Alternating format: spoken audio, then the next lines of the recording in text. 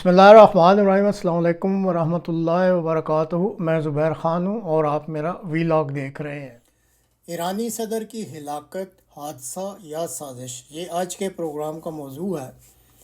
اس وقت جب کہ دنیا بھر کے رہنما ایرانی صدر کے ہیلی کاپٹر کے حادثہ میں جاں بحق ہونے کا افسوس کر رہے ہیں، برازیل سے تعلق رکھنے والے ایشیائی معاملات کے ماہر انویسٹیگیٹو جرنلسٹ پیپے اسکوبار، جن کی رسائی بہت سارے ممالک کے اقتدار کے ایوانوں تک ہے، انہوں نے اس نقطہ کو اجاگر کیا ہے کہ ان کے نزدیک یہ حادثہ نہیں بلکہ کوئی گہری سازش لگتی ہے۔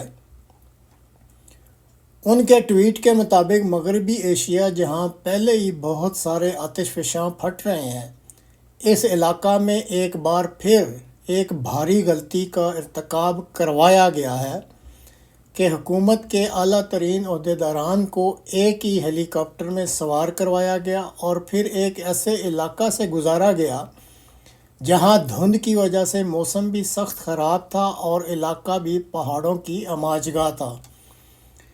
انہوں نے اشارہ کیا ہے کہ ایسا لگتا ہے کہ ایسا کام کسی بڑی سازش کے تحت جان بوجھ کر کرایا گیا ہے۔ تباہ ہونے والے ہیلی کاپٹر میں ایران کے صدر، ایران کے وزیر خارجہ، مشرقی آذربائیجان کے گورنر، ایران کے شہر تبریز میں جمعہ پڑھانے والے خطیب، ایران کے صدر کے باڈی گارڈ کا عملہ اور ہیلی کاپٹر کا عملہ شامل تھے۔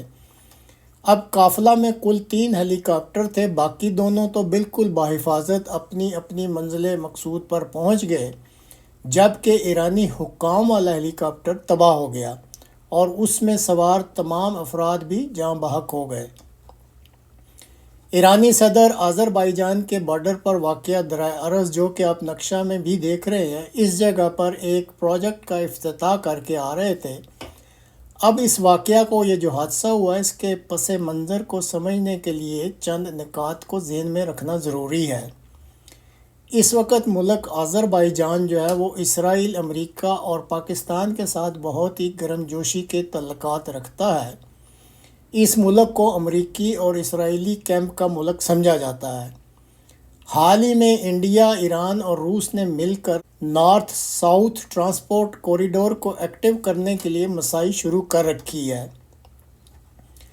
اس کوریڈور کے راستہ میں ملک آذربائیجان بھی آتا ہے، اور چونکہ آذربائیجان ایران کا ہمسایہ ملک ہے اور دونوں ممالک میں تاریخی روابط بھی ہیں، اس لیے ایران کو، آذربائیجان کو اس کوریڈور میں، یہ جو نارتھ ساؤتھ ٹرانسپورٹ کوریڈور ہے، اس میں شامل کرنے کی ذمہ داری سونپی گئی تھی۔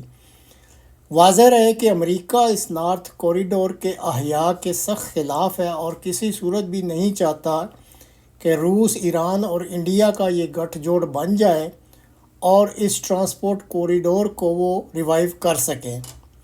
اب اگر ان نکات کو ذہن میں رکھا جائے تو پیپے اسکوبار، جو جرنلسٹ ہے، انویسٹیگیٹو، اور جنہوں نے یہ ٹویٹ بھی کیا ہے، اس پہ شک کا اظہار کیا اس حادثے کے بارے میں، تو ان نکات کو اگر ذہن میں رکھ کے سوچا جائے تو پھر یہ جو شک کیا گیا اس کو خاصی تقویت ملتی ہے کہ یہ حادثہ صرف موسم کی خرابی کا حادثہ نہیں لگتا، بلکہ بہت ممکن ہے کہ کسی سوچی سمجھی سازش کے تحت ایران کے صدر کے اس ہیلی کاپٹر کو تباہ کروایا گیا ہو۔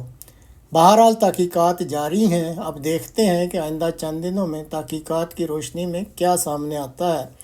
تو ناظرین، اس وقت تک کے لیے اتنا ہی۔ اگلے پروگرام تک کے لیے اجازت دیجیے۔ خدا حافظ۔